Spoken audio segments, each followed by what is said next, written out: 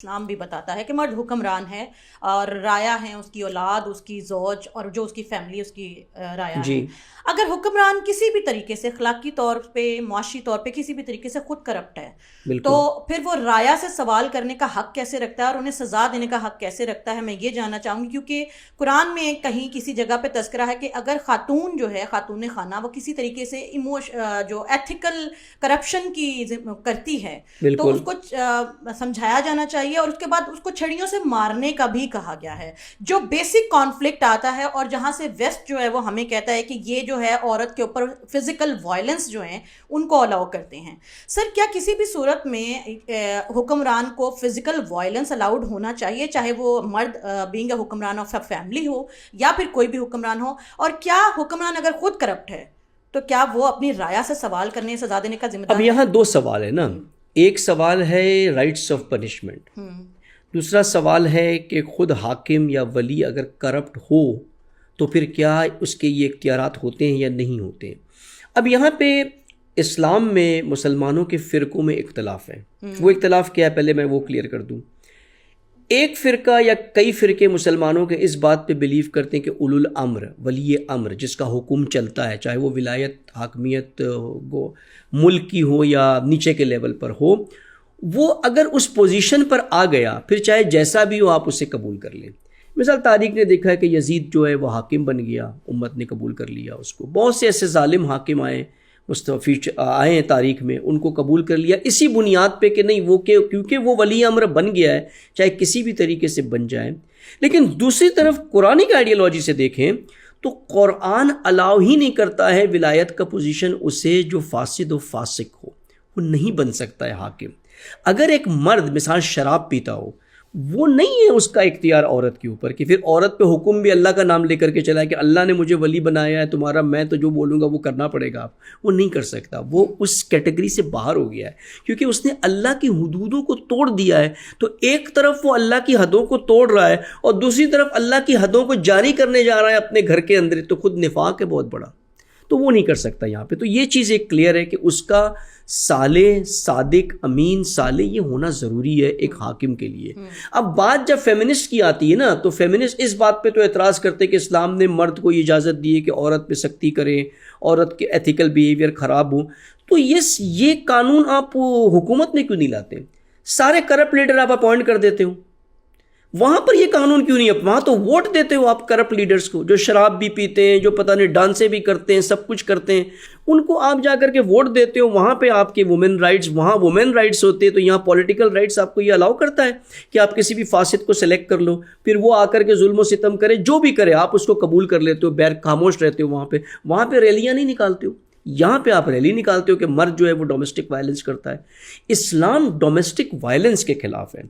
اسلام جس چیز کی اجازت دیتا ہے، جس کی طرف آپ نے اشارہ کیا، سورہ نساء کے اندر وہ آیتیں ہیں کہ عورت کے ایتھیکل بیہیویئر کو کنٹرول کرتا ہے۔ وہ کیوں کنٹرول کرتا ہے؟ عورت کے ایتھیکل بیہیویئر کو کنٹرول کرنے کے لیے کسی نے تو کنٹرول کرنا ہے نا۔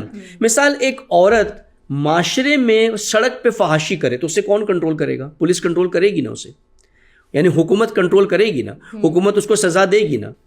حق بنتا ہے حکومت کو سزا دینے کا؟ نہیں بنتا، بالکل بنتا ہے۔ کیوں بنتا ہے؟ کیونکہ وہ معاشرے میں ایک ایسا کام کر رہی ہے، وہ کہے گی بھائی میری مرضی میں کچھ بھی کروں کھڑے رہ کے یہاں پر، وہ کہے گی نہیں آپ کی مرضی نہیں چلے گی، کیونکہ آپ کی وجہ سے دوسرے کرپٹ ہو رہے ہیں، یہ فساد دوسروں میں پھیل رہا ہے۔ مثال اس کی میں دے دوں، مثال کووڈ-19 آپ لے لیں، کورونا آیا یہاں پہ، جس کو کووڈ ہو گیا اگر وہ کہے میں آسانی سے سڑک پہ پھروں گا بھی، ہر جگہ جاؤں گا بھی، اور پتہ ہے کہ اس کو کووڈ جو ہے وہ پازیٹیو آ گیا ہے، تو کیا ہوتا ہے اس کے ساتھ؟ اس کو فوراً اریسٹ کر کے لے جا کے کوارنٹائن میں ڈال دیا جائے گا۔ کیوں؟ کیونکہ یہ وائرس سپریڈ ہوگا، یہ جسمانی وائرس ہے، یہ سپریڈ ہوگا، یہ دوسروں کو لگے گا، دوسروں کی ہلاکت کا سبب بن جائے گا۔ اسی طرح سے اگر عورت کے اندر ایتھیکل کرپشن آتا ہے تو وہ ایک معاشرے میں معاشرے کی ہلاکت کا سبب بنتا ہے۔ لیکن یہ سوال یہاں پھر اٹھا سکتی ہے کہ مرد کے اندر کرپشن ہے تو کیا وہ نہیں بنتا ہے؟ بیسس ہے، وہ بھی بنتا ہے، لیکن فرق ہے، مرد کا رجحان عورت کی طرف بہت زیادہ ہوتا ہے، عورت کا رجحان مرد کی طرف اس طرح سے نہیں ہوتا ہے۔ سر، کیا آپ نفس کو جنڈر ڈیفائن نہیں کر رہے ہیں؟ کیونکہ نفس اور شیطان تو ایکول جنڈر کو دیکھ کے کرتے ہیں۔ ایسا نہیں ہے، نفس ایک ہی ہے، لیکن نفس کے اندر جو فیکلٹیز ہیں، مثال احساسات ہیں، ایموشنز ہیں، یہ ڈفر کرتے ہیں، اور یہ ڈفر اس لیے کرتے ہیں کہ اللہ نے اس مقصد کے لیے رکھا ہے، ایک پرپس کے لیے ڈفرنس رکھا ہے کہ عورت کو زیادہ ایموشنز دیے ہیں، عورت کو زیادہ سینٹیمنٹس دیے ہیں، عورت کو زیادہ پیشنس دیا ہے کہ ایک بچہ رات بھر رو رہا ہے، مرد نہیں سنبھال سکتا اس کو، مرد فرسٹریٹ ہو جائے گا، لیکن عورت نہیں فرسٹریٹ ہوتی ہے، وہ ساری رات اس کو سب کچھ کر رہی ہوتی ہے، کہ نیپی بدل رہی ہوتی ہے رات میں اٹھ کر کے، اس کا سارا ٹیک کیئر کر رہی ہوتی ہے، بچہ رات بھر روتا رہے گا، وہ اس کو لے کر کے پھرتی رہے گی، مرد نہیں کرے گا یہ کام۔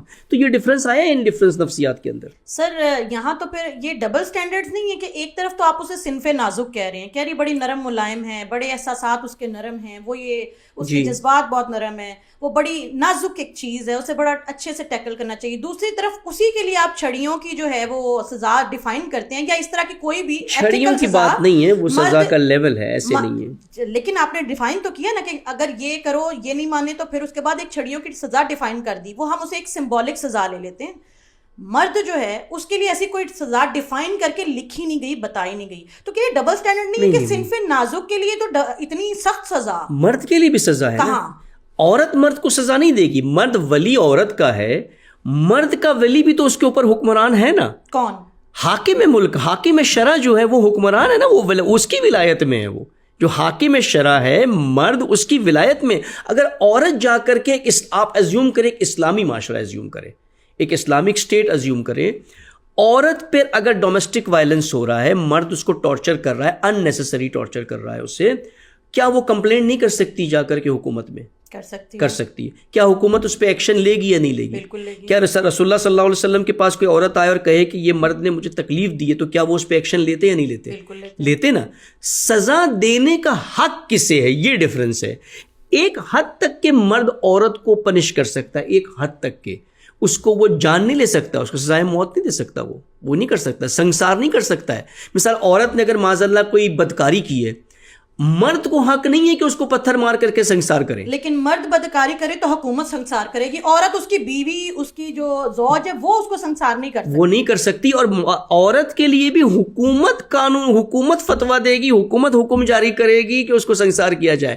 یہ ہم نے آرتھوڈاکس طریقے سے ان قانون کو مس یوز کیا ہوا ہے، غلط ایگزیکیوٹ کیا ہوا ہے۔ اچھا مجھے یہاں پہ ہم اس کو روک کے مجھے یہ کلیئر کیجئے گا، جو 3 درجے بتائے گئے ہیں عورت کو ایتھیکلی پنش کرنے کے، جی، مرد حکمران جو کہ اس کا شوہر ہے، جی، اس کو 3 درجے بتائے گئے کہ پہلے اس کو زبان سے روکو، پیار سے کاؤنسلنگ کرو، ٹھیک ہے، اور اس کے بعد جب وہ نہیں مانے تو اسے کمرے میں بند کر دو، اس کے بعد بھی وہ اگر نہیں رکتی تو چھڑیوں سے مارو، اس کے پہلے اس سے تعلقات اس سے جو ہے وہ ختم کرو، مطلب اس کو درجے دیے گئے ہیں۔ جی، یہ سارے درجے عورت کے لیے کیوں، مرد کے لیے کیوں نہیں؟ لیکن یہ سوال تو سر وہی کھڑا ہے نا، یہ سزا کس کانٹیکسٹ میں ہے؟ ابھی میں وہ آیت آپ کو نکال لوں تاکہ بات زیادہ واضح ہو جائے گی اس سے، کہ وہ آیت جو ہے وہ فیمنزم تو سب سے پہلے پکڑتی اسی بات کو ہے کہ ایک رول آپ نے ایک جنڈر کے لیے بنایا تو وہی ایتھیکل رول دوسرے جنڈر کے لیے کیوں نہیں؟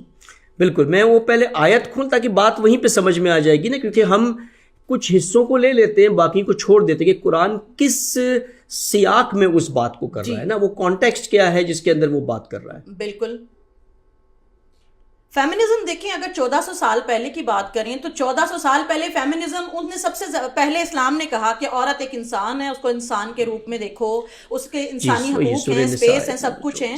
تو اب آپ بتائیں کہ اسلام ہی کہہ رہا ہے کہ عورت کی فیمنسٹ کی جو تحریک ہے، فیمنزم جو ہے اس کو اسٹرانگ بھی اسلام ہی کر رہا ہے، اور پھر جینڈر ڈس ایکوالٹیز کی بیسس کے اوپر عورت کے اوپر ایتھیکل ایک نگران بٹھا دی ہے، لیکن مرد کے اوپر جو ایتھیکل نگران ہے وہ کوئی نہیں ہے، وہ حکمران جو ہے اسے پنش کرے گا۔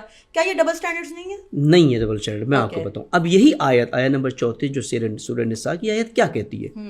سب سے پہلے کہتی الرجال قوامون علی النساء، یہ رجال جو ہے، مرد جو ہے وہ عورت کا کیئر ٹیکر ہے، قوامون ہے۔ کیوں قوامون ہے؟ اس کا بھی فلسفی بتا دی ہے قرآن نے اسی آیت کے اندر، بما فضل اللہ بعضهم علی بعض، اللہ بعض کو بعض کے اوپر فضیلت دیتا ہے، ایکسل کرتا ہے۔ فضیلت سے مطلب یہ نہیں کہ اسٹیٹس بڑا کرتا ہے، اس کو ایکسل کرتا ہے، بعض کو بعض کے اوپر کرتا ہے۔ یہ وَبِمَا أَنفَقُوا مِنْ أَمْوَالِهِمْ، کیونکہ وہ اپنے اموال میں سے انفاق کرتے ہیں۔